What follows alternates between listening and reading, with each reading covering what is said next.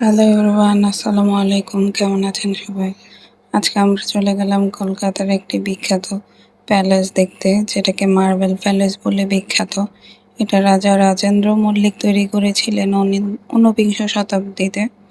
এই প্যালেসটা বাইরে থেকে এবং ভেতর থেকে দেখতে খুবই অসাধারণ ছিল। প্রত্যেকটা সাইড মার্বেল দিয়ে তৈরি করা, ফ্লোর, দেয়াল এবং বাইরে স্ট্যাচুগুলা সবকিছুই মার্বেল দিয়ে তৈরি করা ছিল। এই যে আমরা গুটি গুটি পায়ে এগিয়ে যাচ্ছি প্যালেসের দিকে। যেহেতু প্যালেসের ভেতরে কোনো ছবি তোলা বা রেকর্ড করা অ্যালাউড না, তাই আমরা ভেতরে কোনো ছবি তুলতে বা ভিডিও করতে পারিনি।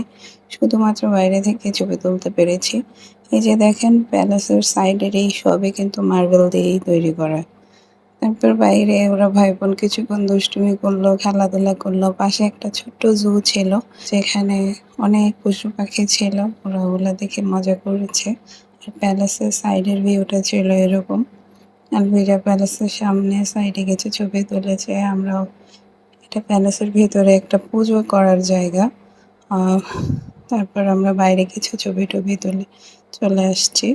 প্যালেসটা সত্যি অসাধারণ ছিল। আগের দিনে মানুষ কত বেশি ব্রিলিয়ান্ট ছিল, এইসব প্যালেসগুলো দেখলেই বোঝা যায়।